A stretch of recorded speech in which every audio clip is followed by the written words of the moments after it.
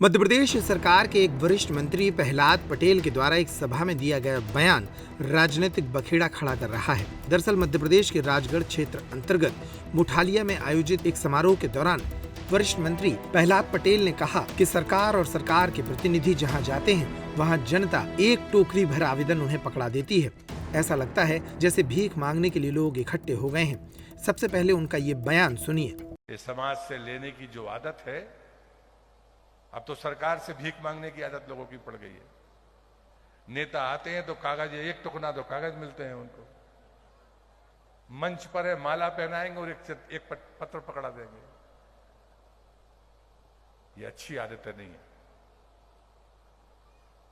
लेने की बजाय देने का मानस बनाइए।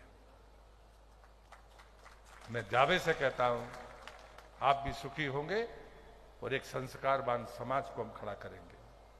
ये भिखारियों की फौज इकट्ठा करना, ये समाज को मजबूत करना नहीं है, ये समाज को कमजोर करना है। हम मुफ्त की चीजों के प्रति जितना आकर्षण रखते हैं, ये वीरांगनाओं का सम्मान नहीं है। किसी शहीद का सम्मान तब है जब हम उसके चरित्र के साथ जीने की कोशिश करें। ऐसा कोई शहीद का नाम जानते हो जिसने किसी से भीख मांगी हो? मुझे नाम बताना। उसके बावजूद भी हम आते हैं और अपने कार्यक्रम करके चले जाते हैं, तालियां बजाते हैं और चले जाते हैं। मैं तो आपसे एक ही भिक्षा मांगकर अपनी बात खत्म करता हूं। नर्मदा का परिक्रमावासी हूं तो भिक्षा तो मांगता हूं, खुद के लिए कभी नहीं मांगता। कोई नहीं कह सकता कि मैंने प्रहलाद पटेल को यह किया। प्रहलाद पटेल के इस बयान पर कांग्रेस की ओर से प्रतिक्रिया आई है। कांग्रेस के नेता और विधानसभा में नेता प्रतिपक्ष उमंग सिंघार ने कहा कि उनका ये बयान समझ से परे है। आखिर प्रहलाद पटेल किसे भिखारी कह रहे हैं? देखिए, मैं समझता हूँ कि आम जनता के काम करना सरकार के मंत्रियों का फर्ज है। लेकिन गरीब है, निश्चित तौर से कोई रहता है तो पीड़ित पक्ष स्वाभाविक न्याय के लिए आता है, तो वो भिखारी नहीं हो सकता। दूसरी बात ये कहना चाहूँगा, प्रहलाद पटेल जी बड़े गंभीर और वरिष्ठ मंत्री है, तो अब उन्होंने किस भाव से कहा मुझे नहीं पता, लेकिन मैं इतना जरूर कहना चाहता हूँ कि प्रदेश की जनता को आप भिखारी कह रहे या किन को भिखारी कह रहे, भारतीय जनता पार्टी की सरकार को स्पष्ट करना चाहिए।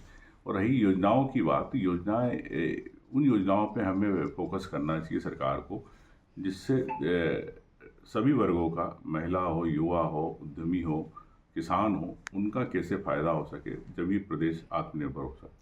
सर, आप एक खुद जनप्रतिनिधि रहे हैं और इस तरीके की पर्ची लाने का इरिटेट करता है क्योंकि इतनी सारी पर्ची आ जाती है। लग तो यही रहा है कि वो ज्यादा पर्ची से परेशान हो गए। देखिए, ये सामान्य बात है, कहीं भी जाते तो 10 लोग अपने पक्ष रखते हैं, पीड़ित पक्ष न्याय के लिए। और अगर कोई अधिकारी अगर नहीं सुन रहा है जिले में, ब्लॉक में, तो निश्चित तौर से सरकार या जो बैठे नेता, जनप्रतिनिधि, हम भी बैठे तो हम लोग उसे न्याय की आवाज़ उठाने की बात करते। तो इसमें इरिटेट नहीं होना चाहिए। मैं समझता हूँ कि तत्काल जो भी व्यक्ति आया उसको न्याय मिलना चाहिए। फिर सीएम ऑनलाइन क्यों है? सीएम ऑनलाइन में हजारों शिकायतें पड़ी है, क्यों नहीं हो पा रही है? तो ये सिस्टम तो बना देते हैं, लेकिन सिस्टम के प्रति जवाबदार कौन हो? क्या मुख्यमंत्री जवाबदार, कलेक्टर जवाबदार, कौन जवाबदार? स्पष्ट होना चाहिए। प्रमुख सचिव, चीफ सेक्रेटरी को भी इसमें संज्ञान लेना चाहिए कि हजारों आवेदन प्रदेश के अंदर पेंडिंग पड़े, उस पर तत्काल निराकरण होना चाहिए। ठीक ठीक।